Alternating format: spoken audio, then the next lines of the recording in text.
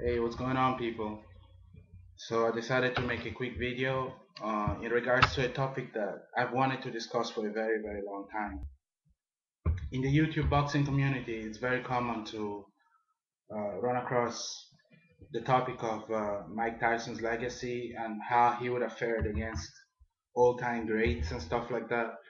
So I figured I'd make a video to clarify the situation. Before I continue, I'm not trying to disrespect great fighters like Rocky Marciano, Jack Dempsey, but I'm gonna go in depth and explain to you guys why it's pointless to make those debates and why those guys would not have been able to beat Iron Mike. Okay, let's start with Jack Dempsey. Jack Dempsey was a champion shortly after, not too long after Jack Johnson. I mean, he defeated Jess Willard for the heavyweight title, and he was champion for quite a while before he lost it to Gene Tooney. He has a very good boxing record, and he's known for his aggressiveness, his style, and he's pretty much the reason why boxing became uh, pretty much a standard mainstream sport in America. I mean, Jack Johnson and Jim Jeffries were very popular fighters back in the day, but it was Jack Dempsey that really turned boxing into a legit modern day mainstream sport. He was one of the biggest sports heroes of the time alongside Babe Ruth. So he was a very big factor in the popularity of boxing. That being said, I do believe that he's very overrated as a fighter. And I know that some of the things I'm about to say might cause some controversy, but I think it needs to be said. The truth is, a lot of white people are still looking for that great white hope, and they want to glorify certain old fighters to incredible statuses so that they feel that there is at least one or two great white fighters they can look up to, which is understandable. I mean, anyone of any race would want to have someone to identify with. I don't think it's necessary. I don't think it's mature because I think what's important in boxing is actual skill, not race. But it does happen that people tend to be biased. It happened back in the 20s, the 30s, and it still happens today. So I think what it is people tend to over glorify certain fighters because they identify with them. A good example of that would be Jim Jeffries. People thought that he could beat Jack Johnson, even though the guy was well past his prime. And honestly, he never really had the skills to go against someone like Jack Johnson. But yet they pushed for him to come out of retirement to go and fight against Jack, and he got beat. And after that they kept throwing great white hopes after great white hopes, hoping to beat Jack Johnson because they couldn't accept the fact that a black man was champion. And it's sad really because Jack Johnson was a really great fighter for his time, and he never really got the credit I think he deserved at the time.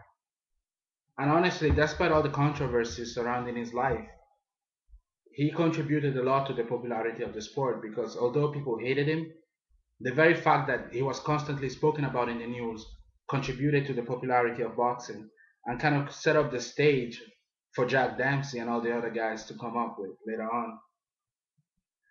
So that being said, I'll go back to the issue of Mike Tyson.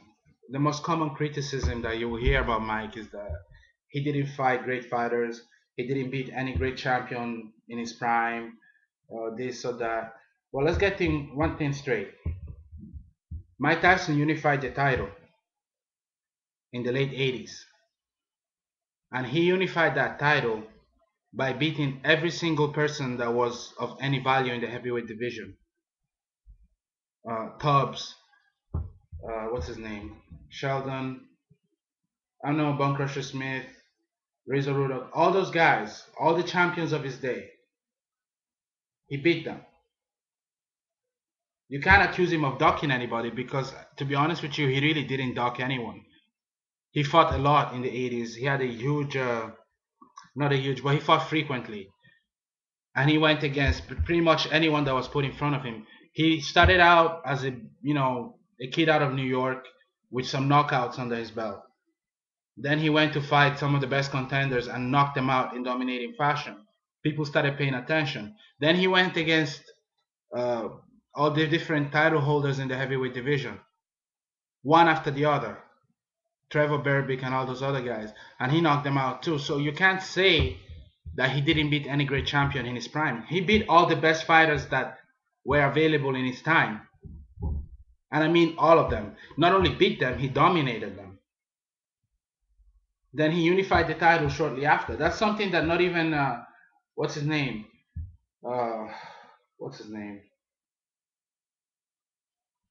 Okay, I can't remember his name. Oh, sorry, Larry Holmes. Not even Larry Holmes could do it, and yet Mike Tyson did it. Not that Larry Holmes didn't have the strength to unify the title; he just never bothered to. But Mike Tyson went out there and he became the undisputed heavyweight champion.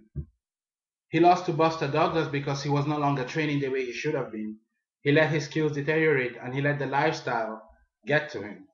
Because if you watch his fights before Buster Douglas and you watch the Buster Douglas fight, you would know that he's not the same fighter. He was sloppy, he didn't have any defense, didn't really move much. He was just trying to look for a one-punch knockout, which he almost got. But if you put Mike Tyson at his very best, like when he fought Trevor Berbick or Marvis Fraser, or those guys, no, not Marvis Fraser, but Trevor Berbick and all those other guys, if you put that Mike Tyson against Buster Douglas, he would have never lost.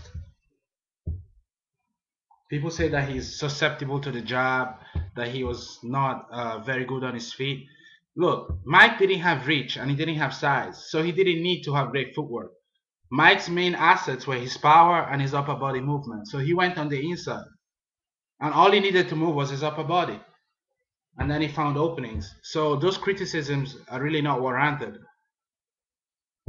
So that being said, I think in his prime, and when I mean his prime, I mean in the late 80s, mid to late 80s, Buster Douglas would have never touched him. Then he went to prison, and he had all those other problems, and he got out of prison, and he still went ahead to almost unify the title again before losing to Holyfield. That's not an easy accomplishment.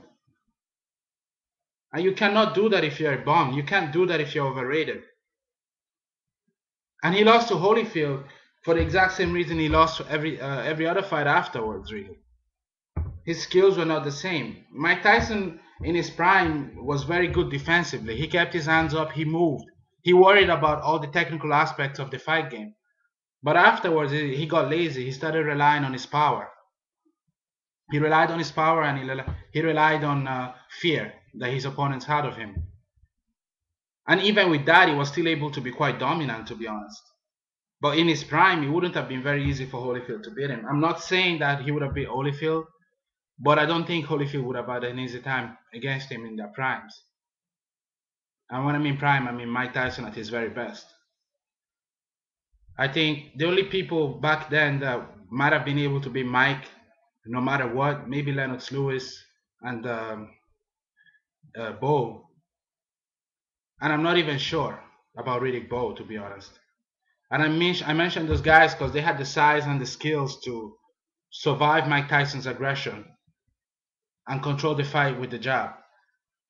But that's not an easy task against a prime Mike Tyson either. So when people say that Mike Tyson is overrated, I get really annoyed because he really beat everyone that was there. And he lost against some really good champions, with the exception of Buster Douglas and some of the guys he lost to towards the end of his career.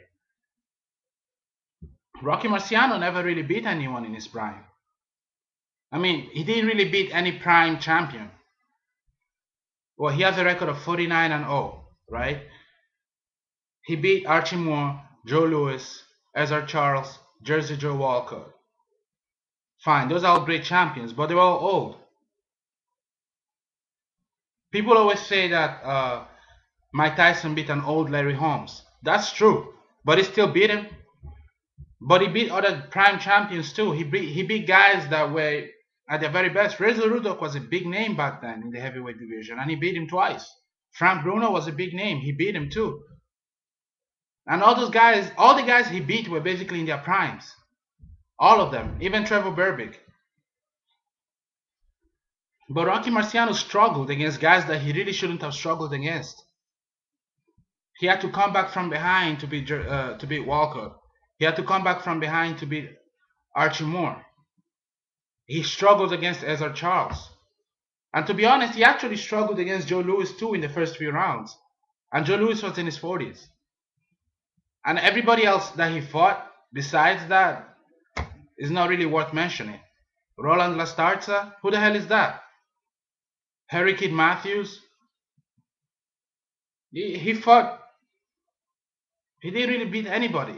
Those guys were decent at the very best, but not great. Many of the guys he beat are not even going to be in the Hall of Fame. And besides those names that I mentioned, half of the people he beat, you can't even find anything about them in the boxing records. They were not big names. And yet people talk about Rocky Marciano like he was this great legend. Yeah, he retired undefeated, but put any of the great heavyweights from other eras in that time frame against that kind of competition, you will see many people could retire undefeated like that. None of the people that Marciano beat could beat Holyfield, much less Mike Tyson or Lennox Lewis. That's just my opinion. Jack Dempsey drew the color line. He didn't fight any great fighter, any black fighter in his time. Everyone wanted him to fight Harry Wills, and he didn't. And I know some of you are going to say, oh, he wanted to fight Harry Wills, but his manager didn't want him to, and blah, blah, blah. At the end of the day, it didn't happen, and he drew the color line. And before you say Jack Johnson drew the color line, Jack Johnson fought all those black fighters when he was still contending for the title. And the only reason he didn't fight other black fighters is because there was no money to be made in that. All those great white hopes he was beating were giving him a lot of cash. So he didn't have a reason to go against the black guys. But Jack Dempsey didn't even face any big black fighter in his day. And yet some white people will rank him higher than Mike Tyson. It baffles me. But I guess that's what it is. People just want to believe what they want to believe based on what they feel. Because that's really what it is. It's emotion. But if you're logical, you would know that Mike Tyson is a lot greater than those guys. I mean, how is Rocky Marciano going to be Mike? Rocky was 180. He fought at 180 pounds. He had no reach, no footwork. He had mediocre defense at best. He moved, but his defense was nothing special. The only thing he's known for is stamina and power. But that's not enough against Mike. Even if Mike didn't knock him out, Mike would have hit him a lot more often than Rocky ever could. And Mike had a good chin on him too. Mike was faster, bigger, stronger, and honestly, technically a better fighter. So, and honestly, Rocky Marciano got knocked down by Archie Moore and Jersey Joe Walker. If those guys could do it at their age, Mike Tyson would have knocked him out a long time ago. I don't want to cause any controversy, but I think people really need to start looking at boxing videos and reading stuff before they make assumptions, and you need to be able to put your emotions aside if you're going to be a decent critic of boxing. Because when you put emotion into it, you're going to become illogical. Alright, leave your comments, guys.